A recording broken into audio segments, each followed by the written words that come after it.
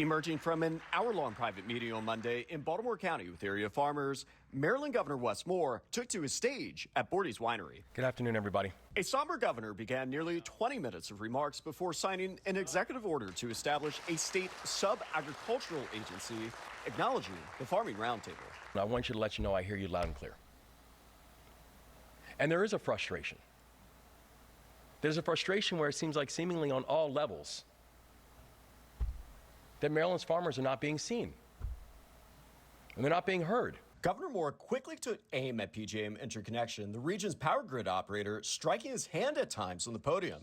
He blamed PJM for Maryland's skyrocketing electricity bills. And if we're going to be serious about actually creating a future that makes sure that we can respect all parts of the state and make sure we're protecting our farmers and protecting rural Maryland, it means that Maryland will continue to do things like standing with these other states and pursuing a lawsuit against PJM to lower cost and make this a fair process.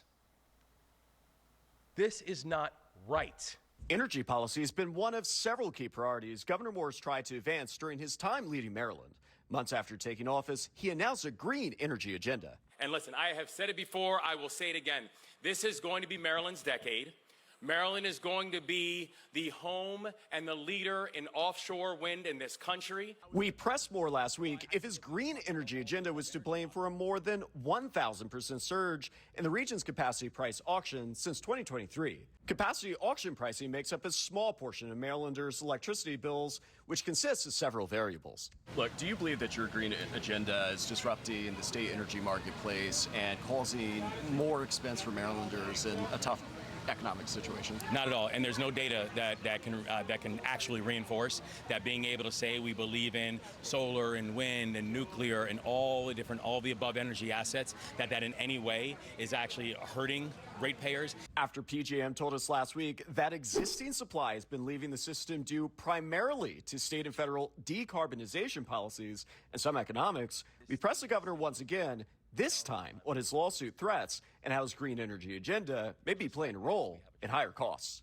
Governor, on the event, you said that you're leading the charge to sue PJM, something that we haven't heard before yet at this point. But PJM saying as recently as last week that it's your policies and decarbonization policies that's to blame for the cost. No. Why not switch course like New York State and other states and drive down costs for consumers? No, it is very clear and it's well documented that we are working and supporting the lawsuit against PJM that's happening with these other states. And one thing we know is that that there is no data that shows what PJM is saying is true. What we do know is that PJM has a process that continues to thwart any type of new developments, that PJM has a process that is not transparent, that PJM has a process that frankly is making it more difficult for our farmers, and they have a process where they're working with all these other states that's making it more complicated, where they're drawing up a map and then basically looking at our states like people don't actually even live there.